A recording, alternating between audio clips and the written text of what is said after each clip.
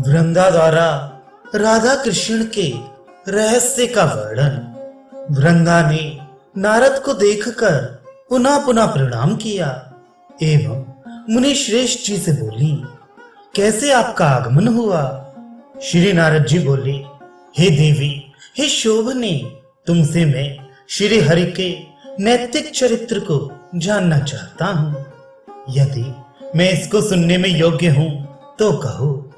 वृंदा बोली, नारद, कृष्ण भक्त हो, अतः रहस्य होने पर भी कहूंगी, किंतु यह गोपनीय से भी गोपनीय है, इसलिए इसका प्रकाशन ना करना।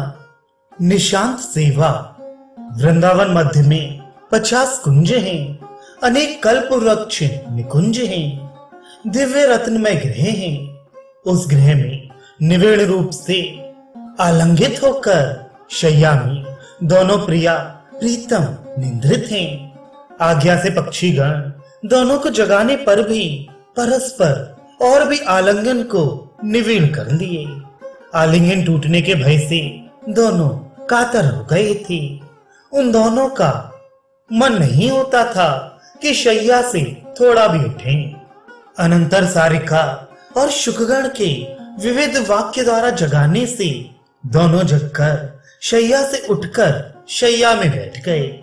ये देखकर सखीगण सत्वर कुंज में प्रविष्ट होकर उस समय के अनुरूप सेवा में प्रवृत्त हो गए।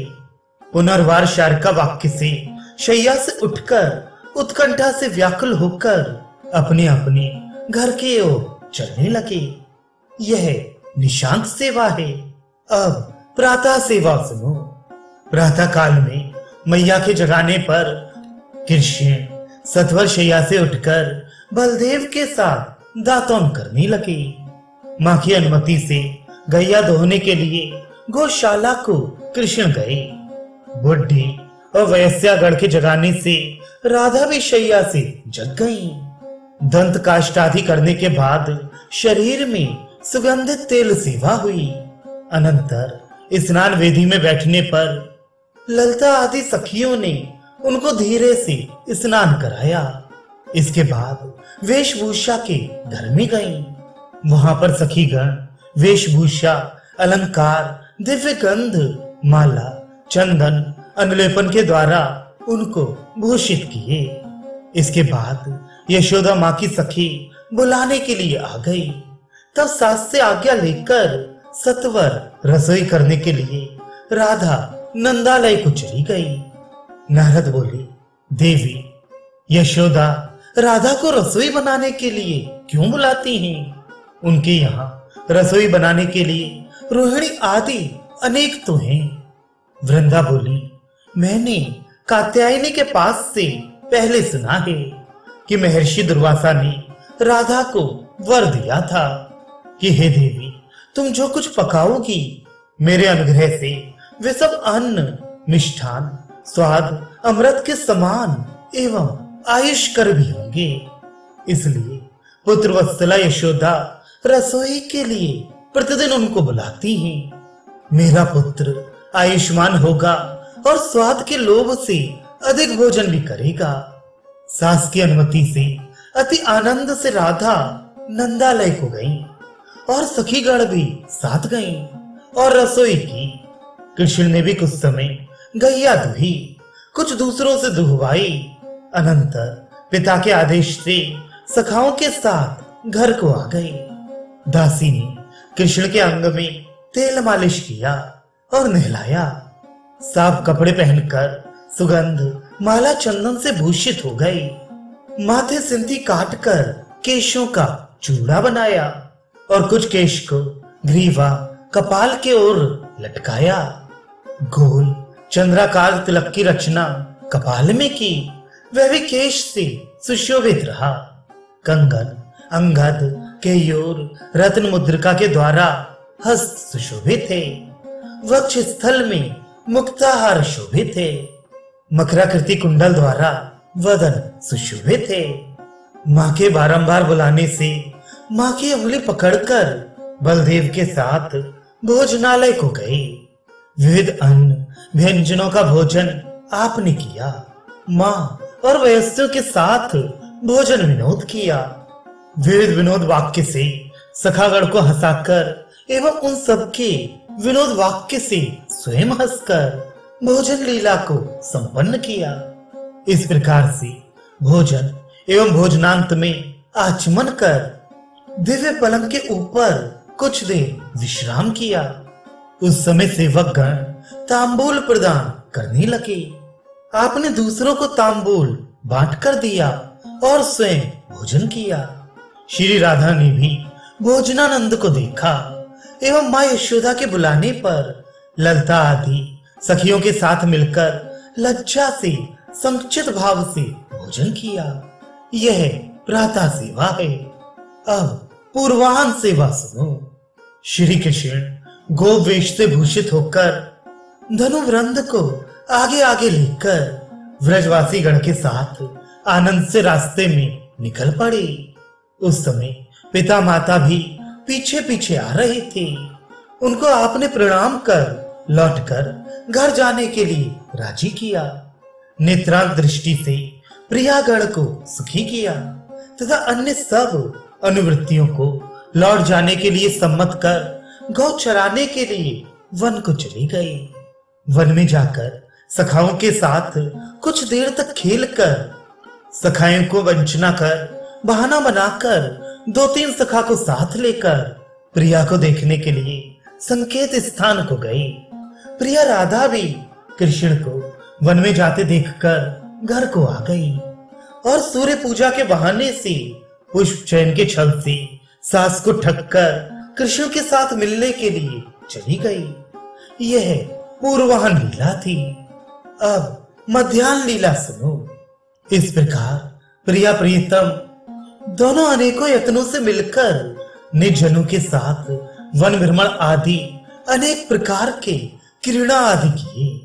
कभी तो झूला झूलने के लिए झूले में बैठ गए और सखियों ने झुलाया। कभी तो वेणुहरात से खिसक जाने से सखियों ने छिपा लिया।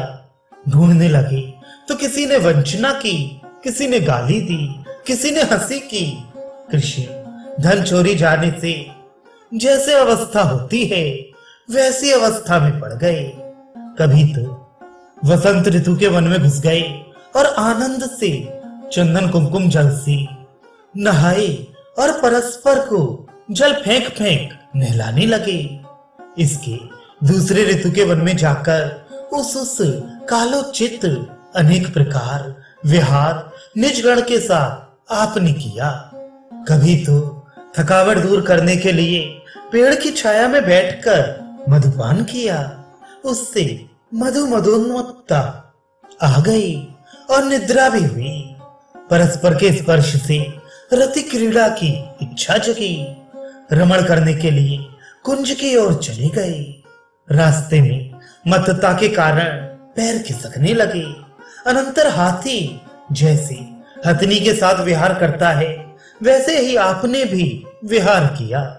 सखीगण मधुपान से मद्धता के कारण निंद्रित हो गए। इस प्रकार सब कुंज भर जाने के कारण कृष्ण पृथक पृथक शरीर से युगपत सब कुंज में जाकर प्रियाओं को सुखी बनाए। करणियों में गजराज के समान गोपियों के साथ रमण करने के बाद प्रिया के साथ उन सबको लेकर सरोवर को गए। नारद जी बोले, वृंदे माधुर्य क्रीड़ा रत श्री नंद नंदन का ऐश्वर्य का प्रकाश कैसे हुआ? अब संशय का समापन करो। वृंदा बोली, मुनिवर, हरि में माधुर्यमय दृढ़ा लीला शक्ति है। उससे पृथक कर गोपिकाओं के साथ क्रीड़ा करते हैं। राधा के साथ निज रूप से ही स्वयं रमण करती हैं।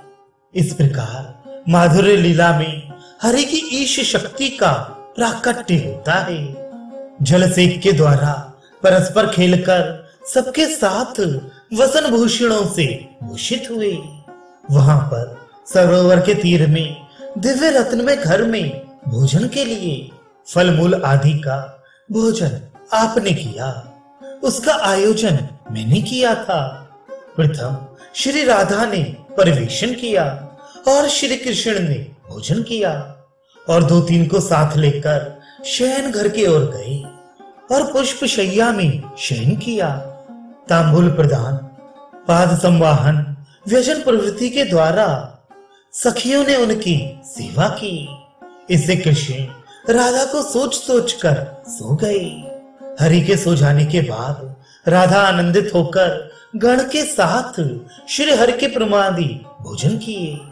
कुछ ही भोजन करने के बाद ही चकोरी चंद्रमा को जिस प्रकार देखने के लिए उत्कंठित होती है, वैसे ही राधा कृष्ण मुख को देखने के लिए उत्कंठा से चली गई। सखियों ने कृष्ण के चवित तांबूल राधा को दिया। राधा ने कृष्ण प्रसादी तांबूल सबको बांटकर स्वयं ग्रहण किया। कृष्ण उन सबकी कथा सुनने के लिए कपड़ा ओढ़कर निंद्रित के समान चुपचाप रह गए।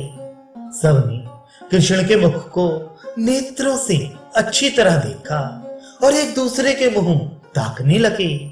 लज्जित होकर कुछ देर वे सब चुपचाप रह गईं, कुछ बोली नहीं। सबने कृष्ण के बदन से कपड़ा खींचकर कहा, उत्तम सो गए हो। ऐसा कहकर हंसने और हंसाने लगी। इस प्रकार विविध हास्य रस से उन सबके साथ रमण कर कुछ देर के लिए सबने निंद्रा सुख का अनुभव किया।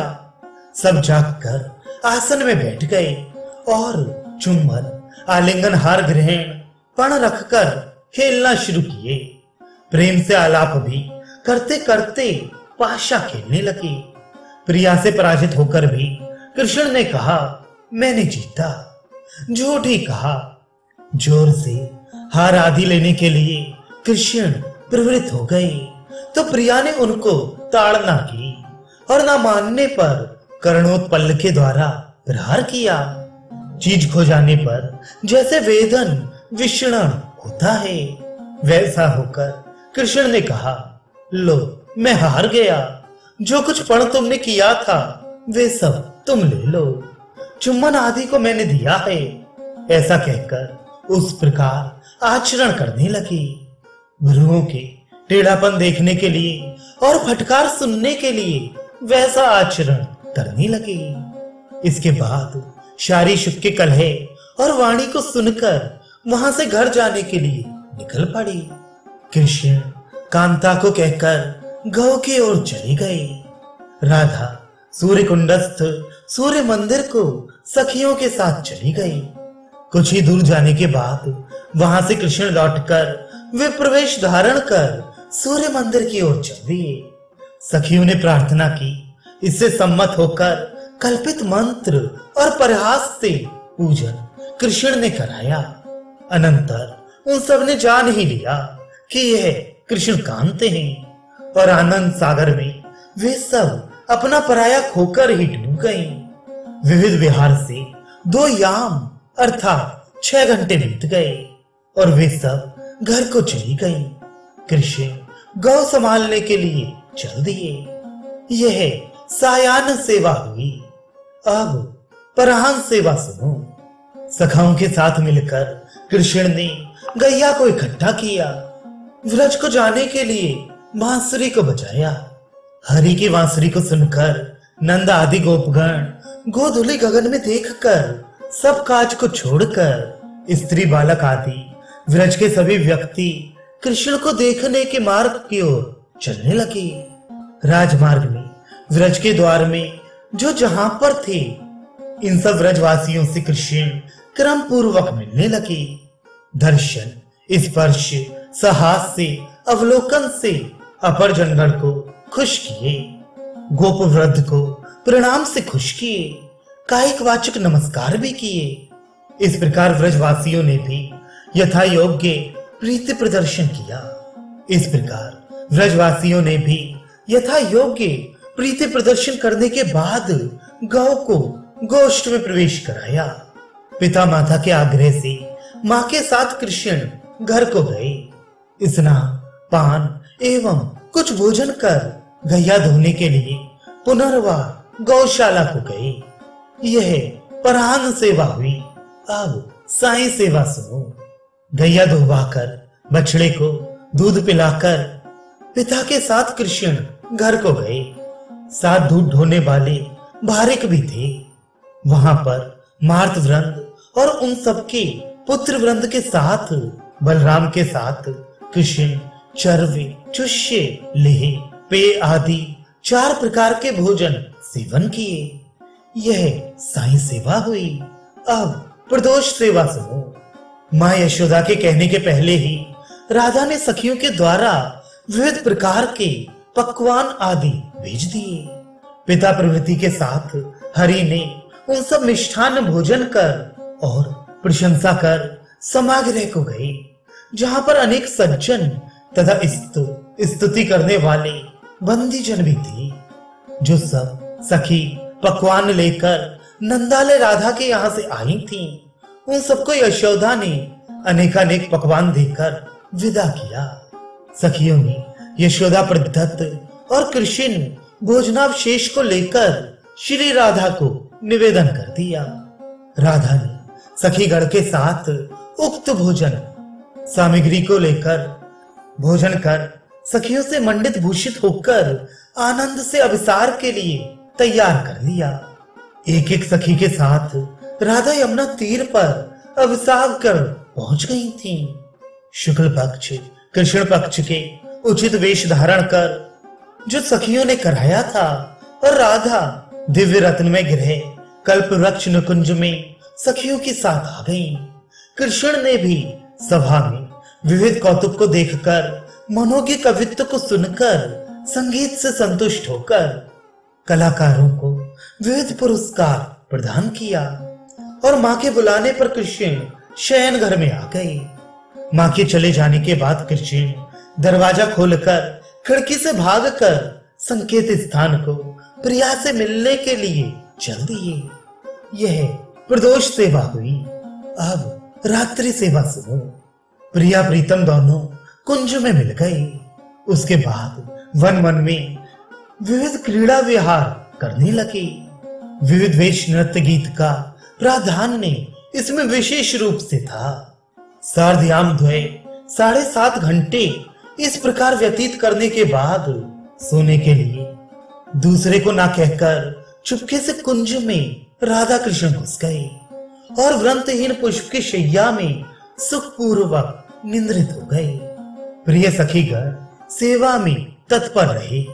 इस प्रकार ये रात्रि सेवा पूर्ण हुई।